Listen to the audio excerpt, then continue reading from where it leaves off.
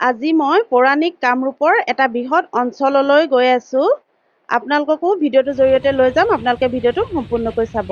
আৰু এইফালে মোৰ লগত আজি আছে বৌ, ভণ্টি এজনী, এইফালে আমাৰ খুচি আৰু প্ৰণৱ ভাইটি আৰু হাজবেণ্ড আছে আৰু এজন দাদা আছে।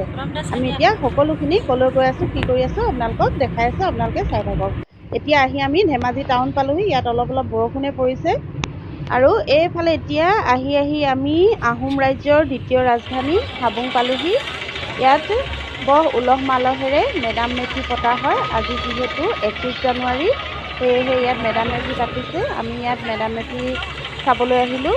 আৰু এইফালে চাওক, বহুত মানুহ আহিছে। বহু দূৰ দূৰণিৰ পৰা বহুতো মানুহ আহিছে ইয়ালৈ মেডাম মেফি চাবৰ কাৰণে। মই আগতে ইয়ালৈ অহা নাই, আজি প্ৰথম আহিছোঁ। মোৰ সৌভাগ্য বুলিয়ে ক'ব লাগিব। মই আজি আহোম ৰাজ্যৰ দ্বিতীয় ৰাজধানী হাবুংখন দেখা পালোঁ। আৰু এইফালে এতিয়া অকণমান চাই লওঁ। ইয়াৰ ভিতৰটো বোলে আজি খুলি নিদিয়ে, এই ঘৰটোৰ ভিতৰটো। এইটো কি বুলি কয়, ইয়াৰ নামটো মই ভালকৈ নাজানো। এতিয়া বাহিৰৰখনে অকণমান চাওঁ।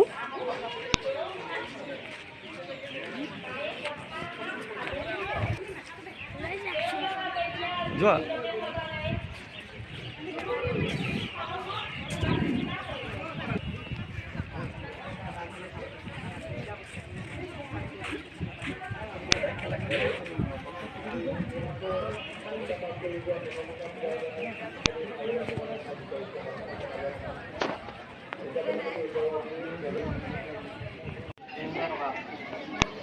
আৰু এইফালে এই দৌলটোৰ ভিতৰত সকলোৱে গৈ আশীৰ্বাদ লৈছেগৈ। আমিও সোমাই গ'লোঁ, আশীৰ্বাদ ল'লোঁগৈ।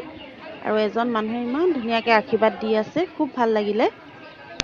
ইয়াত সেৱা কৰি থকা সময়ত যেতিয়া ইয়াৰ ভিতৰত থকা পাৰ চৰাইবিলাক মূৰৰ ওপৰেদি উৰি যায়, পাৰৰ বীজটো গাত পৰে, খুব ভাল লাগে।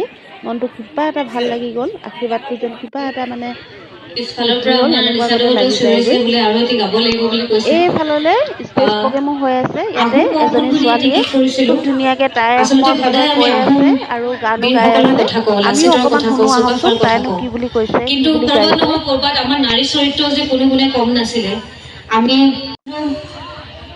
বীৰাংগনা মূলা গাভৰু, জয়মতী, ৰমণী গাভৰু, ভোগেশ্বৰী ফুকননী, আইনৰ সন্দিকৈ, এই আটাইখিনি আহোম বীৰংগনাক লৈ লিখা এটি গীত, আহোম মৌখুন, অৰ্থাৎ আহোম ৰমণী। গতিকে আমাৰ মহিলাসকলো ইয়াত আছে। সকলোৱে ইমান কষ্ট কৰি, আজিকালি পুৰুষ মহিলা উভয় সমানে কষ্ট কৰে, আগৰ পৰাই আচলতে কষ্ট কৰে, আমাৰ আহোম জাতিটোতে আছে। গতিকে এই গীতটি আপোনালোকৰ সন্মুখত অলপমান গুণগুণাই দিব বিচাৰিছোঁ।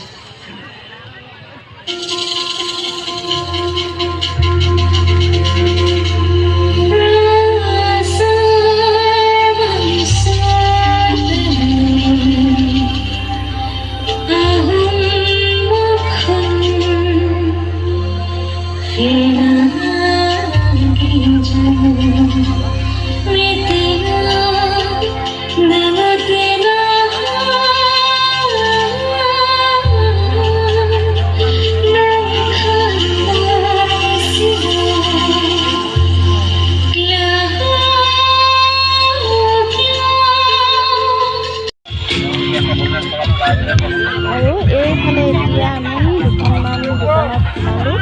ইয়াতে কাপোৰৰ পৰা আদি কৰি বিভিন্ন ধৰণৰ দোকান দিছে মানুহবিলাকে। মৰম লগা বস্তুবিলাক দেখি খুব ভাল লাগিলে।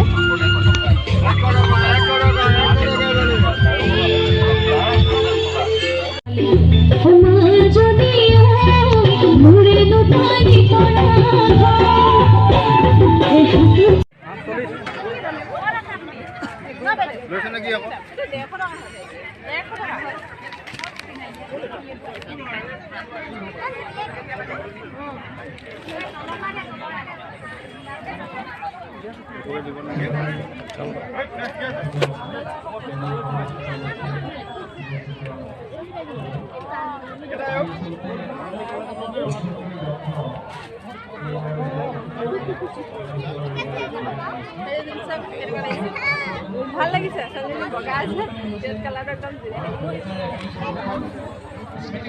এইবিলাক গামোচা নেকি?